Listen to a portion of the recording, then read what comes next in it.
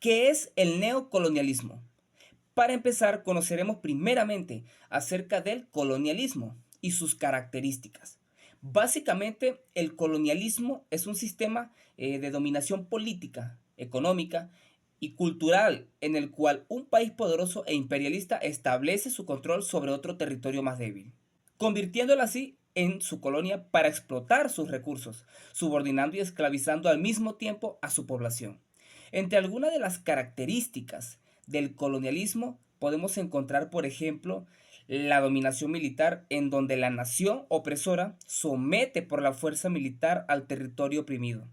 Otra sería la dominación política, en donde el opresor impone su gobierno y sus leyes a los colonizados. Otra también sería la explotación económica, en donde los opresores extraen los recursos de los oprimidos y al mismo tiempo impone un sistema de comercio favorable para los que oprimen y desfavorable para los oprimidos.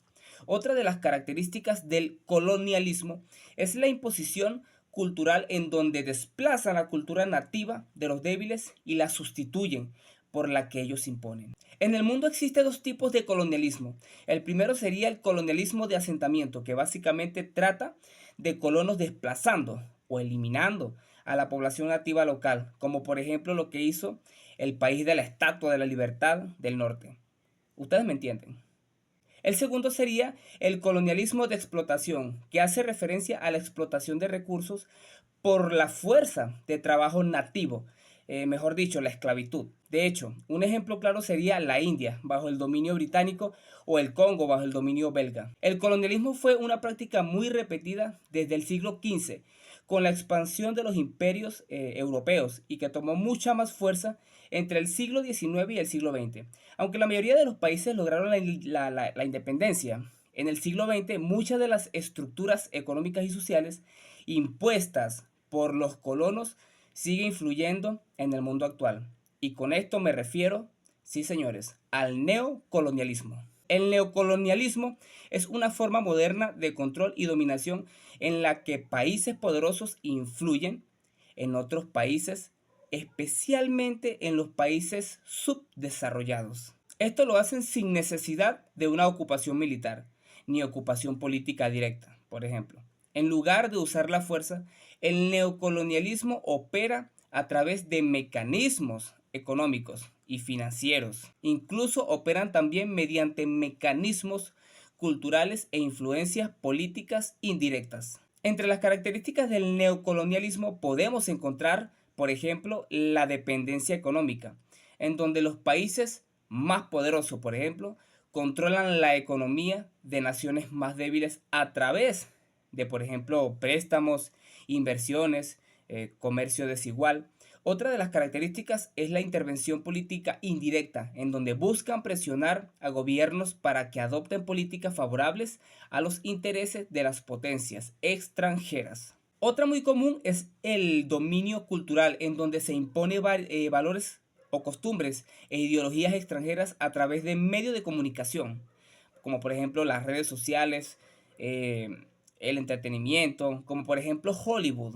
Por ahí se ha escuchado mucho hablar acerca de eso. Otro mecanismo es mantener el control de los recursos naturales, lo cual hace referencia a que crean y utilizan empresas multinacionales o transnacionales para explotar recursos de países más débiles, generando pocas ganancias para la población local. Es decir, se lo llevan casi regalado. Otra opción neocolonial que usan son los organismos internacionales como herramienta de control. Muy curioso, ¿verdad? Esto básicamente lo que hace es crear instituciones como por ejemplo el Fondo Monetario Internacional, el Banco Mundial, lo cual son utilizados para imponer condiciones económicas que favorezcan a los países ricos y poderosos y socaven o sometan a los países que son aún más ricos en recursos y minerales. Para ser más específico, básicamente, si algún país no se alinea a los intereses imperiales, podrían, por ejemplo, aplicar sanciones y bloqueos económicos. También podrían paralizar la producción dentro del país con sus transnacionales o ejercer presión mediante especulaciones de precios de producción. También podrían prohibir a otras empresas o otros países a hacer negocio con la nación hostigada. Podría, por ejemplo, también ejercer presión política mediante influencia interna o colaboradores internos, por ejemplo, y podrían ejecutar un sinfín de cosas más. Muy terrible, ¿verdad? ¿Acaso ven la diferencia entre el colonialismo y el neocolonialismo? Pues aunque parezca un poco diferente, realmente es lo mismo, solo que uno es un mecanismo más abrupto y directo, mientras que el otro es más inteligente e indirecto en el sentido macabro. Digo macabro ya que su fin es el mismo realmente. Su fin es mantener el control e imponer sus intereses sobre otros países. eh, Bajo el mismo concepto de hegemonía. Pero ¿qué deberíamos hacer ante estos mecanismos? ¿Cuál sería la solución entonces? Pues déjame decirte que la respuesta proviene de aquello que muchos o algunos de ustedes demonizan. Y cuando digo ustedes me refiero a todos aquellos que creen que el capitalismo es la solución, no dándose cuenta que de allí nace este problema específicamente, nace de los intereses económicos. Es por eso que para blindarnos ante el neocolonialismo debemos estudiar a profundidad algunas reformas interesantes del comunismo y del socialismo, ya que estos modelos contrarrestan los mecanismos neocoloniales. Pero eso lo dejaremos para otro video. Ah, y otra cosa, sean coherentes, señores. Investiguen, indaguen, razonen. No crean en todo lo que dicen en los medios de comunicación global, ya que los medios de comunicación son mecanismos mortales para manipular la conducta de la población. Y eso es lo que los imperialistas buscan.